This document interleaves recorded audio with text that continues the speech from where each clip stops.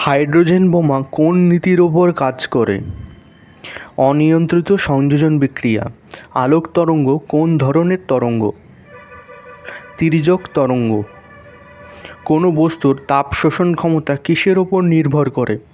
রঙের ওপর। জ্বর কমানোর ওষুধের নাম কি? অ্যান্টিপাইরেটিক ওষুধ। সোনা ও রূপা পরিশোধের সময় কোন অ্যাসিড ব্যবহার হয়? Nitric acid. অবস্থা পরিবর্তনের সময় যে তাপ দেওয়া হয় তাকে বলে লিন তাপ। নিউট্রন আবিষ্কারের জন্য স্যাডউইক কবে নোবেল পান? 1935 সালে। কোন খাদ্যকে প্রোটিন বাঁচুয়া খাদ্য বলে? শ্বেতসারকে। কোষে কার ভেতর শক্তি থাকে? এটিপির ভেতর।